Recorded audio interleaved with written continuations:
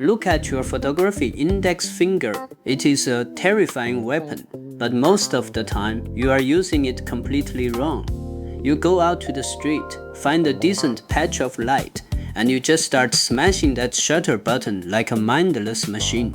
You think you are composing a photograph, but you are just placing a human body randomly inside a digital square and praying it looks acceptable. It doesn't. When people look at your portraits, they feel a strange sense of psychological discomfort. The amateur online gurus will tell you to memorize 50 different academic composition grids. That is complete corporate garbage designed to sell you textbooks. The human brain does not look at a portrait with a mathematical ruler. It responds to physical pressure, biological instincts, and optical distortion. I am Mr. Simple. Today, we are stripping away the nonsense. I am going to give you 5 brutal, non-negotiable physical laws of human portrait composition. Follow these 5 blueprints, and your work will instantly command authority. Let us break it down. Law number 1. The zero compression headroom. Go look at your worst portrait shots right now. 90% of the time, you have placed the top of the model's skull millimeter close to the absolute top edge of your camera frame.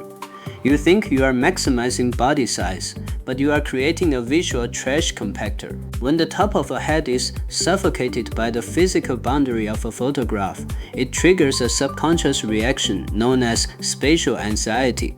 The image feels incredibly heavy and claustrophobic. To fix this instantly, implement the law of negative headroom. You need to leave a dedicated, deliberate pocket of completely empty space directly above the top of the head.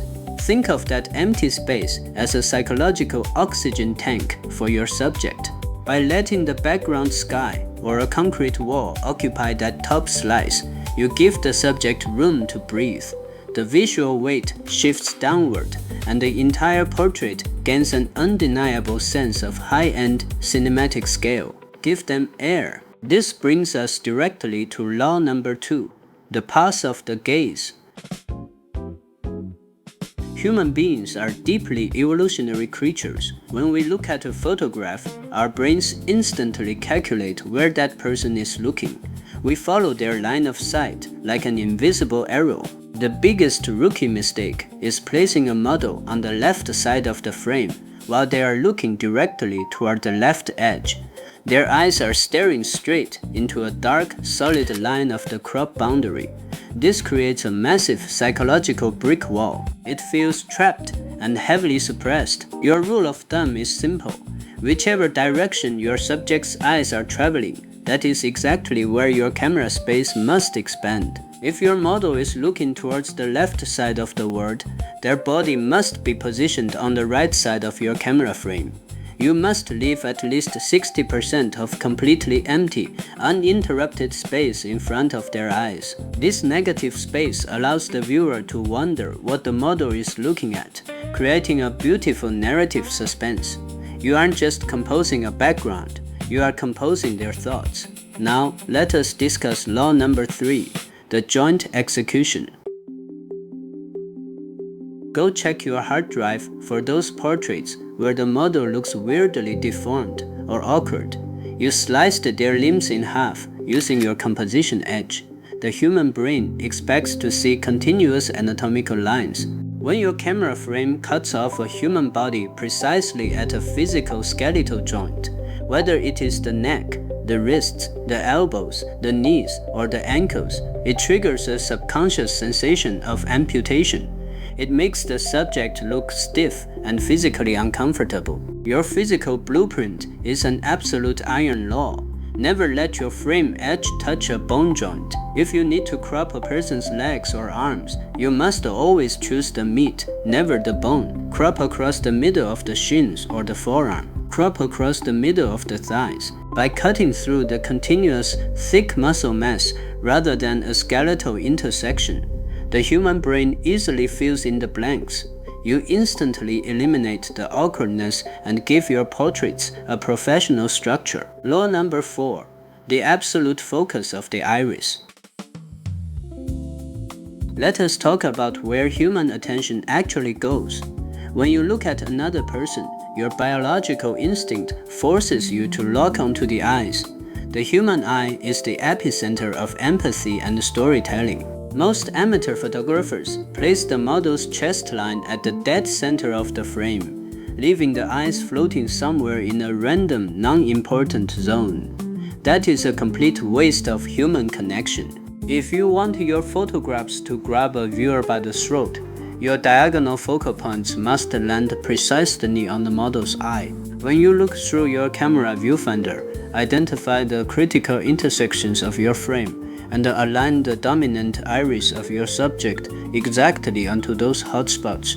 If it is a tight profile shot, the eye closest to your lens must become the absolute anchor of the entire image. By locking the most expressive biological feature onto the structural focal points, you create a direct, unavoidable line of communication. They aren't just looking at a photograph anymore, they are staring directly into a human soul. Finally, we arrive at law number 5, the wide-angle center lock. When you are shooting with a wide-angle focal lens, whether it is a 24mm prime, a 16mm lens, or the standard lens on your smartphone, you are dealing with a wild beast. Wide-angle glass introduces a massive physical phenomenon known as peripheral perspective distortions. Amateurs love to take a wide lens, get close to a model, and place the model's head way up in the top corner of the frame to get a cool look. The optical physics of the glass will stretch, pull, and warp their skull, making their face look bizarrely elongated and completely ruined. Your survival guide is non-negotiable. You must keep the human face locked as close to the absolute center of the lens as humanly possible. The laws of optics dictate that the center point of any lens possesses the least amount of glass curvature and zero geometric distortion. The further away you travel from the center toward the four corners, the more violent the distortion becomes. If you want to use a wide lens to capture a massive environment, place their legs and the background near the distorted edges to create height, while keeping their face locked dead in the center circle. This guarantees their facial features remain perfectly proportioned. At the end of the day, remember this final Mr. Simple rule.